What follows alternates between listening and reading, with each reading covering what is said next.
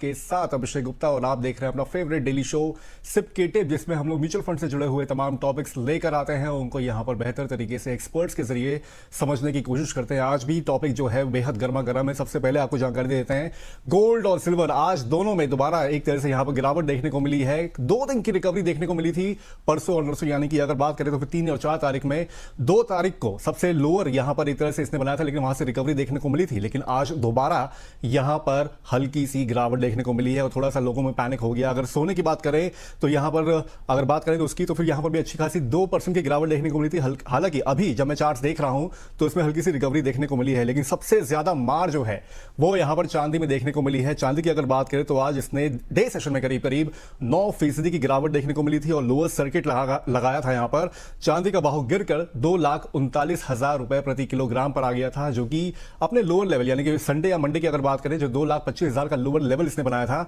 वहां से हल्की ही यहां पर एक तरह से रिकवरी है। लेकिन फिर भी आज के लिहाज से इसमें बड़ी गिरावट देखने को मिली है। अंतरराष्ट्रीय बाजार में भी चांदी की अगर बात करेंगे तो वहां पर भी ठीक ठाक यहां पर गिरावट देखने को मिली है। 10% की गिरावट इंटरनेशनल मार्केट में, कॉमिक्स के जो डेटा कह रहे हैं 10% की गिरावट यहां पर भी देखने को मिली है और $73 के आसपास ये पहुंच गया है। इसमें भी अगर बात करें तो फिर $71 का इसने आंकड़ा क्रॉस किया था, मतलब लेवल छुआ था, वहां से भी हल्की रिकवरी है। लेकिन यहां पर आज कुल मिलाकर चांदी और सोने दोनों में यहां पर बड़ी गिरावट देखने को मिली है। ईटीएफ निवेशक जो खास तौर पर हैं उनके लिए सबसे बड़ी चिंता का विषय बना हुआ है कि अभी भी वो लोग निगेटिव में हैं, लॉसेस में हैं। हायर लेवल्स पे जिन्होंने खरीदा था वो क्या कर सकते हैं और जो लोअर लेवल पे जिन्होंने खरीदा था वो क्या कर सकते हैं, तमाम सवाल हैं और उनका जवाब देने के लिए आज हमारे साथ यहां पर जुड़ रही हैं प्रो मोर फिनटेक की director and CFP Nisha Sanghvi ji. Ma'am, आपका बहुत बहुत स्वागत है आज के शो में। हेलो, गुड आफ्टरनून, कैसे हो आप सब? All good ma'am, all good. लेकिन निवेशक का हाल मैम यहाँ पर थोड़ा सा यहाँ पर अभी डामर डोले, जैसे कि आप समझ सकते हैं पिछले 2-3 दिनों में, एक हफ्ते में एक्चुअली अगर देखा जाए तो बहुत ज्यादा उथल पुथल देखने को मिली है चांदी में। हालांकि 2 दिन की रिकवरी, जैसे कि मैंने बताया कि 2 दिन की रिकवरी आई थी, लेकिन आज दोबारा मैम यहाँ पर लोअर सर्किट इसने बनाते हुए देखा है। इंटरनेशनल मार्केट ले लीजिए या फिर लोअर लोकल मार्केट ले लीजिए, M6 की बात कर लीजिए, क्या लग रहा है मैम जो वोलेटिलिटी देखने को मिली है और अभी इसमें सिनेरियो आप क्या देख रही है इस रिकवरी को? अभिषेक, इसमें 2-3 चीजें हैं कि आज क्यों नीचे है। थोड़ी रिकवरी आई है बट सुबह काफी नीचे था, दोनों भी gold and silver. Exactly. Because US dollar काफी स्ट्रांग हो गया है, प्रॉफिट बुकिंग हो रही है after so much of rally. मतलब इतनी तेजी से, इतनी जल्दी जल्दी गोल्ड सिल्वर ऊपर गया है तो काफी प्रॉफिट बुकिंग भी देखने में आ रही है। और जो फ्यूचर्स मतलब बेसिकली डेरिवेटिव्स मार्केट्स में जो करते हैं तो वहां पर भी हैवी सेलिंग हो रही है, राइट? तो आई थिंक ये मेजर रीजन है जिस वजह से गोल्ड और सिल्वर आज नीचे है। बट अगर हम देखेंगे ओवरऑल, अगर इंटरनेशनल देखेंगे तो गोल्ड का जो स्पॉट रेट है वो करेक्ट हुआ है यूएस के डॉलर इंडेक्स के साथ, ठीक है। और डोमेस्टिकली अगर हम बात करेंगे, हमारे पोस्ट बजट जो क्रैश आया है और फिर वापस रिसेंट रिकवर भी हुआ था, ठीक है। तो ट्रेडिंग जो करते हैं ना मेजरली एमसीएक्स में और पोजीशन लेके जो खड़े हैं, तो ये सारे लोग हैं जो सारा हंगामा मचा रहे हैं। तो उसकी वजह से जो रिटेल इन्वेस्टर है, जो हमारे दर्शक है, ये पैनिक हो रहे हैं।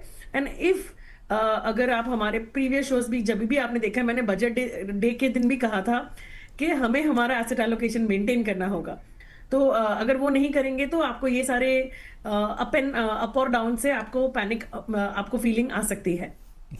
इस बीच हमारे साथ हमारे कमोडिटी से जीसीएल ब्रोकिंग के कमोडिटी रिसर्च के एवीपी अमित खरे सर जुड़ गए। सर, आपका भी बहुत बहुत स्वागत है आज के शो में। नमस्कार जी। अमित सर, सबसे पहले तो यही चांदी में जो हमने अभी रिकवरी देखने को मिली है 2 दिन में, हालांकि आज इसमें दोबारा गिरावट आ गई। अगर इसको थोड़ा सा भूकंप के लिहाज से भी अगर देखा जाए तो जब बड़ा भूकंप आता है तो उसमें थोड़े से आफ्टर शॉक्स होते हैं, तो ये मैम सर क्या लग रहा है आपको कि ये आफ्टर शॉक ही है जिसमें हल्की सी गिरावट आई है, या फिर इसमें रिकवरी आप देखने की उम्मीद कर रहे हैं, या फिर कोई बड़ा भूकंप दोबारा आने वाला है इसमें सिल्वर में? जी अभिषेक जी, बिल्कुल। लास्ट टाइम 3-4 दिन पहले जब हम शो कर रहे थे उस टाइम सिल्वर के भाव लगभग 2.30-2.35 के आसपास थे और उस दिन सिल्वर ने 2.25 के आसपास का लो बनाया था। सेम अगर गोल्ड की हम बात करें तो गोल्ड उस दिन लगभग 1.40 के आसपास था और उस दिन का जो गोल्ड का लो था वो लगभग 1.35 के करीब था। वहां से एक अच्छी रिकवरी है। अभी भी देखा जाए तो उस दिन के लो से प्राइजेस काफी ऊपर है, लगभग 25,000 के आसपास चांदी ऊपर चल रही है और लगभग देखा जाए तो 12-13 हजार रुपए सोना ऊपर चल रहा है। तो ये जो करेक्शन आया था ऊपरी स्तरों से, वो इस वजह से, एक तो मेरे को ये रीजन लगा क्योंकि हमने देखा था कि लास्ट टाइम 1 महीने में ही सोने में लगभग 40% की तेजी आई थी। 29 दिसंबर के लो से लेकर 29 जनवरी का जो टॉप था वो लगभग 40% का था। सेम चांदी की अगर हम बात करें तो 29 दिसंबर का जो बॉटम था चांदी का, वहां से जब प्राइजेस चला 4,20,000 के आसपास तक, तो उसने लगभग 90% के आसपास की तेजी करी, वो भी सिर्फ एक महीने में। तो आप देखिए एक महीने में इतनी बड़ी तेजी किसी भी कमोडिटी या एसेट्स क्लास में आना, जो कि एक आश्चर्यचकित वाला फैक्ट होता है, जो कि डाइजेस्ट भी नहीं होता है। तो जिस तरीके की तेजी आई उसी तरीके की हमने मंदी भी देखी। अगले 3 दिनों में एक ही दिन में चांदी लगभग 1 लाख रुपए के आसपास डाउन हुई थी, वो प्राइसेस वापस अपसाइड के लिए फिर से आए। तो ये जो अभी सिनेरियो चल रहा है, थोड़ा अप डाउन करके प्राइसेस हम देखेंगे कि वापस फिर से नए लाइफ टाइम हाई के आसपास ही जाते हुए नजर आएंगे। तो ये जो अभी मार्केट नीचे चल रहा है, हर गिरावट खरीदारी का मौका है। तो जो निवेशक है उनको घबराने की जरूरत नहीं है। जैसे आज जो गिरावट आई है, यहाँ पे भी लेंगे तो वापस फिर से हम देखेंगे 3-4 दिन बाद मार्केट अपसाइड के लिए रहेगा। और जो लास्ट गिरावट भी आई थी उसमें भी हमने देखा चांदी ने कल की ही अगर हम बात करें तो लगभग 1,90,000 के आसपास का इसका हाई था। तो ये बड़ा मोमेंटम है, बड़ी रेंज अभी मार्केट की हो चुकी है, जिसमें कि जो लॉन्ग टर्म के निवेशक है उनको घबराने की जरूरत नहीं है सर। लेकिन जिस तरह की यहाँ पर गिरावट जो हम लोगों ने पेस देखा, जो बढ़ोतरी का जो पेस था, एक हफ्ते में 1 लाख के आसपास ही पहुंच गया था। 4,20,000 पहुंचने में सिर्फ इसको एक हफ्ता ही लगा था। और अभी अगर देखा जाए तो सर क्या लग रहा है आपको कि जो रिकवरी का जो दौर होगा वो भी उतनी ही जल्दी से यहाँ पर पेसअप करेगा कि उसमें थोड़ा सा टाइम टेकिंग आपको लग सकता है? यहाँ पे मैं एक पॉइंट डिस्कस करना चाहूंगा। एक लॉ ऑफ ग्रेविटी होती है, जब चीजें नीचे से ऊपर की तरफ जा रही होती हैं तो वो धीरे धीरे की जाती हैं, लेकिन जब चीज ऊपर से कोई चीज अगर हम छोड़ते हैं तो बहुत ही स्पीड में नीचे जाती है। तो वही हमने देखा 4 दिनों में, जो 20-25 हजार रुपए की तेजी चांदी में हमने देखी, वो एक ही दिन में 1 लाख रुपए जो है गिरावट उसमें देखने को मिली। तो यहाँ पे इंपॉर्टेंट पॉइंट ये है, जो कि हम टेक्निकल में भी जनरली डिस्कस करते हैं, कि प्राइसेस अगर धीरे धीरे स्लोली अपसाइड के लिए जाते हैं तो वो एक ट्रेंड, अच्छा ट्रेंड माना जाता है। हम लोग टेक्निकल में भी पढ़ाते हैं और हम लोगों ने भी पढ़ा है कि 45 डिग्री के एंगल में अगर प्राइसेस धीरे धीरे अपसाइड के लिए चल रहे हैं तो वो ट्रेंड एक काफी स्ट्रॉन्ग ट्रेंड माना जाता है, और वो फिर ऊपर जाके मार्केट उसको सस्टेन भी करता है। लेकिन जब वी शेप की तेजी और वी शेप की मंदी आती है तो वो एक रिलायबल नहीं होती है, वो एक टेम्परेरी होती है।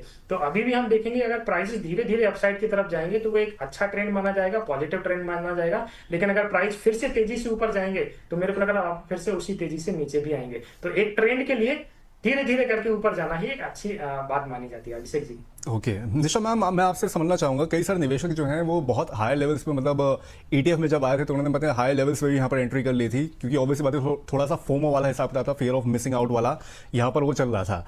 अभी उनके लिए क्या मैम आपकी राय रहेगी, क्योंकि कई लोग इसको ट्रेडिंग की तरह भी देख रहे हैं। हालांकि ETF is not for trading, कई लोग आप भी शायद इस बात से सहमत रखेंगी, लेकिन जिन लोगों ने अभी हाई लेवल्स पे खरीदे हुए हैं ETF को, उनके लिए क्या सलाह है, क्योंकि उनके लिए तो बहुत नुकसानदेह साबित हुआ पिछला 1 हफ्ता अगर देखा जाए तो अभिषेक, आई थिंक इसमें की एडवाइस ये रहेगी कि रिटर्न्स को चेज मत कीजिए। रैलीज ड्रिवन जो रहेगी वो हेडलाइन या फोमो की वजह से होगी, बट आपको क्या ध्यान में रखना है, अपना एसेट एलोकेशन क्लियर रखना है, लॉन्ग टर्म रखना है, शॉर्ट टर्म ट्रेड्स मत कीजिए, डिसिप्लिन रहना जरूरी है। बहुत ही टेम्पटिंग होगा, आई अग्री।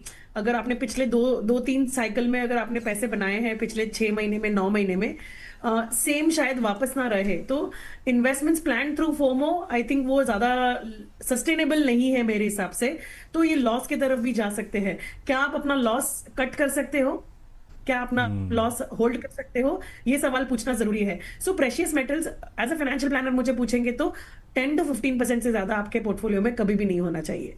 ओके 10 to 15% का एलोकेशन आपके पोर्टफोलियो में गोल्ड और सिल्वर को यहाँ पर रख सकते हैं। ज़्यादातर यहाँ पर एक्सपर्ट्स की राय यही होती है, लेकिन कई लोग थोड़ा सा फोमो में आके उसमें थोड़ा सा स्ट्रक्चरल चेंज करते हुए बहुत ज़्यादा निवेश कर देते हैं, और उसकी वजह से क्या होता है, यही होता है जो हम लोग देख रहे हैं पिछले 3-4 दिनों में। सर मैं आपसे समझना चाहूँगा कि जैसे कि हम लोग देख रहे हैं कि स्ट्रक्चरल अगर इसकी हम लोग बात करें तो सिल्वर के लिहाज से खास तौर पे अगर देखा जाए तो पिछले कुछ दिनों से हम लोग ये समझ रहे थे, ये थ्योरीज निकल रही थी कि सप्लाई और डेफिसिट का बहुत ज़्यादा यहाँ पर एक फंडामेंटल बना हुआ है, जो कि आगे चल के सिल्वर के प्राइसेस को पुश करता रहेगा।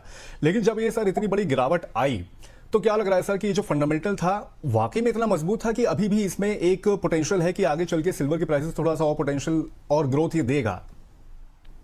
सिंह जी, बिल्कुल पोटेंशियल तो है। मैं बोलूंगा ट्रेंड, जो बड़ा ट्रेंड होता है वो इतनी आसानी से खत्म नहीं होता है। बस खाली नेगेटिव पॉइंट ये था कि 1 महीने में चांदी ने 90% की तेजी करी, और हमने देखा कि 4 दिनों में वो 45% के आसपास वापस करेक्ट हो गई।